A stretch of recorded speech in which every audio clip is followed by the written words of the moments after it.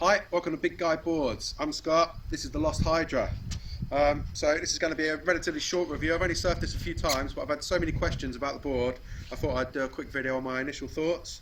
So I'll run through a few of the surfs that I've had on the board.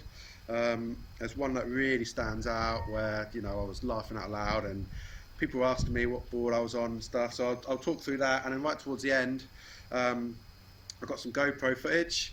It's one of the first times I've done it, and the lens got a bit smudged, but you can still kind of see me riding the wave, and you get hopefully some idea of kind of how the board performs. So that'll be at the end of the video.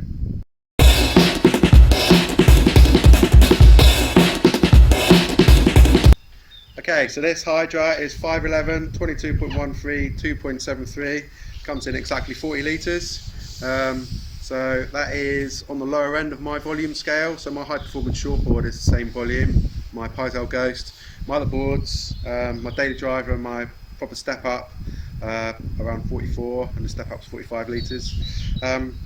So that kind of goes against what a lot of people think about gravel boards, and a lot of advice would be to come up in volume for your gravel boards, and I've said quite a few times before, I prefer to come down in length and sacrifice a bit of volume in smaller waves.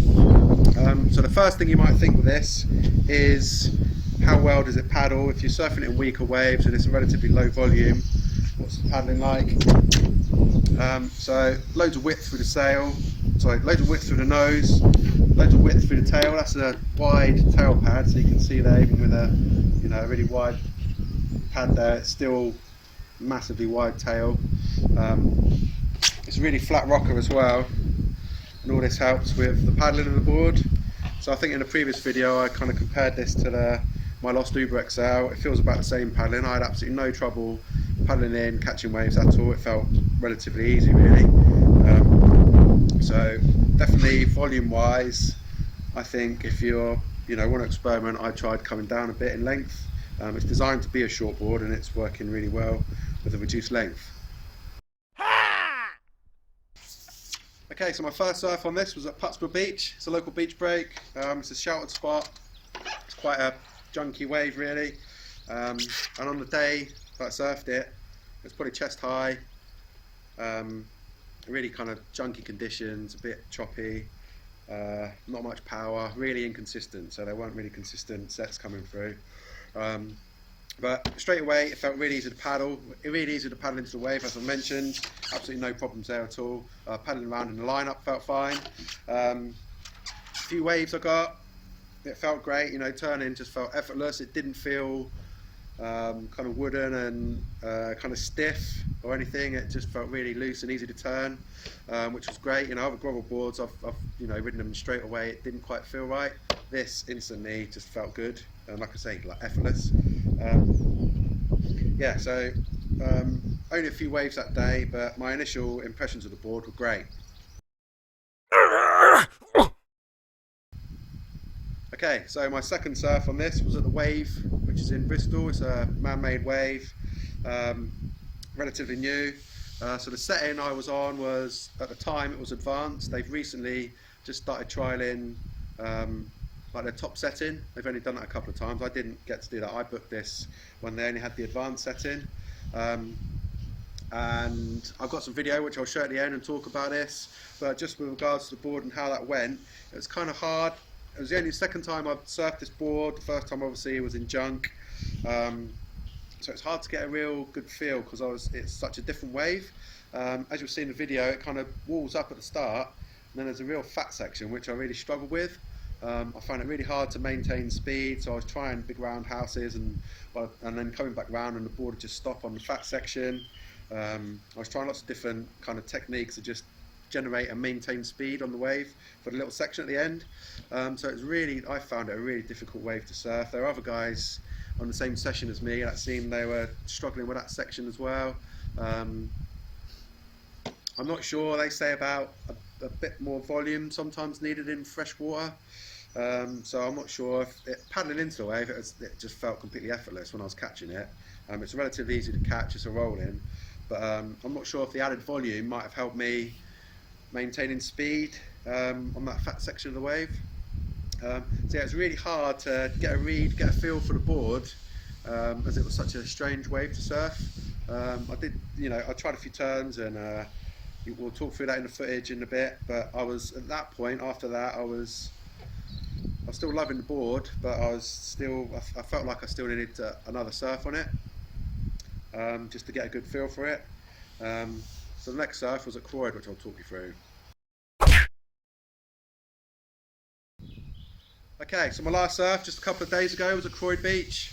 Quite a punchy beach break. It was just approaching a kind of mid to low tide as well, so nicely walled up waves. It was probably at the crossover between when I'd ride this and then start. I could have used my Uber XL, which is my daily driver, so it was relatively good conditions, but it's still, I think it's good to get a feel for different conditions in all boards. So this was, yeah, I'd say probably chest high, really nicely walled up, really really nice waves. And the first wave that I got on this absolutely blew me away. It was a right, it was holding up, and I was just chasing down the line for speed, and I don't think I've ever gone so fast on a surfboard. It was unbelievable. And I kicked out of the wave, and I'm laughing out loud to myself. My mate's out there looking at me like I'm nuts. And yeah, I'm not sure if anyone watching has actually experienced that before, when you're on such a good board that I just laughed to myself. I'm just like, I couldn't control myself. It was absolutely amazing. So that was my first wave. Did a nice big roundhouse on it as well at the end, and that just felt awesome. Like I said, some gravel boards I find feel quite stiff and wooden and just not as responsive. This feels absolutely amazing, turning wise as well as down the line speed. So I'm not sure if you can see on the, probably not from there, it's got this really deep channel running right through the middle. It looks like it's based on the El Tomo fish. So the reason I went with this, I was looking at the El Tomo, I was really interested in it, but then I saw this, and this looked about 2 inches shorter for the same volume, maybe 2 or 3 inches shorter. So I'd have had to go 6'1", I think, in the El Tomo, and it just looked a bit more pointy nosed.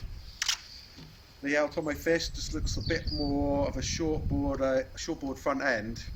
This looks like much more of a kind of grovel type board.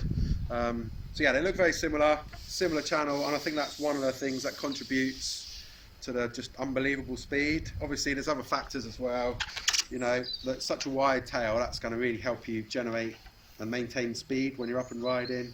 It's really flat, it's just everything, all the characteristics on this board are kind of there, I think, to just get it going really fast basically. But then there's other characteristics, like I think from what I understand, this kind of funny Tomo tail as well, it's almost like a swallowtail that's been cut off, and that's, I think, to make a better turning radius, and that's just how it felt. It felt absolutely ridiculously good. So anyway, yeah, so I'll kick out of that, I'm laughing my ass off, I just can't believe it. Next waves are left, again it's really lined up, again ridiculous speed down the line, guys paddling up, going, the guy knows, like, what board do you want, what's that? And I think that just shows that it's just nuts, it's really good. Yeah, off the top it feels great as well, and what I've noticed as well is, it's hard to tell whether this is to do with the length of the board or some of the other characteristics, but it feels really easy to kind of flick round.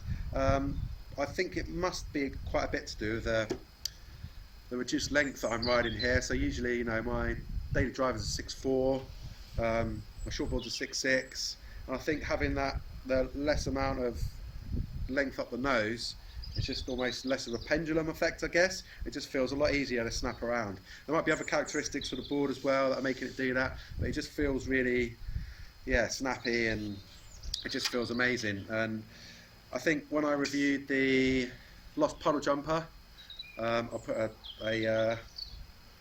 thing up here, a link. When I reviewed the Lost Puddle Jumper, I said I was blown away by that, and it has that kind of magic spark that a lot of boards don't have. It just feels instantly, I don't know, it has something. There's something there about the board, and this feels similar to the Puddle Jumper. When I reviewed the Puddle Jumper, I said I loved it, but it felt like it didn't have enough.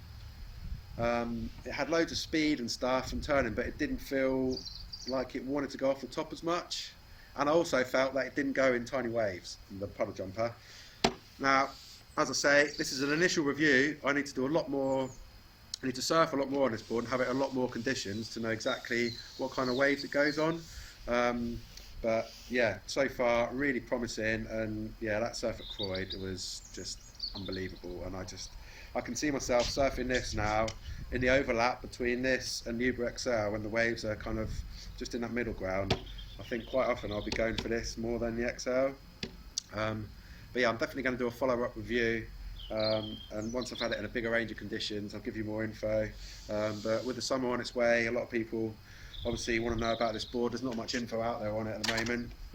You can see how nicely balanced it is, which I kind of noticed straight away when it arrived. I picked it up and it just looks the whole, you know, layout, foil, the way it's all just kind of, it just seems really nicely balanced board. Right, so I got some footage on GoPro. As I said, the lens got a bit smudged. It was the first time I've really done it properly, so you can see what's going on. It's not ideal, it's not really pointing right down to the board. But yeah, we'll look through some footage together now, and I'll just kind of talk through what was going on. Right, so one of my first waves. There's not that much smudge on the camera lens, so I know it's one of my early waves. Just paddling in now. Hopefully you can see it's not that difficult to paddle. That's just a little check turn really, just to try and, you know, maintain speed and stuff. I do more of a kind of slash and cut back, and then there was someone in front of me I think on that wave, so I had to kick out. So another wave here. Again, hopefully you'll see not that tricky to paddle in. Couple of strokes, 2 or 3 strokes, another little kind of check there, and then down the line. So it's a deceptive wave. It looks like it's going to slow down, so you do a little kind of, I did a little check turn there, and the wave gets ahead of you. Instead of kind of slowing down, it speeds up. This is the next wave. Again, you know, paddling in is no issues. Here I'm kind of starting to anticipate the section, so I'm getting down the line a little bit, and then I think I'll try and do a little kind of little turn off the top there, but I'm still behind it, so it didn't really work out for me. Next one, I think, again, I think this is in order, so I'm starting to anticipate how it's going to work now, and I need to start getting speed down the line, so I start speeding up down the line, but I do a little check turn there where I should have kept going, and it doesn't work out for me. And here's another one where, so I don't know if you notice at the top there, the marshal's put his hand out to tell me to stop, which throws you a bit, so I have to wait, and then yeah, so again, same kind of thing, I'm sussing the wave out. I'm kind of using that top section to maintain a bit of speed. Hopefully you can see the board generating speed there, and then I try a little kind of bump off the top, but I'm still letting the section get ahead of me.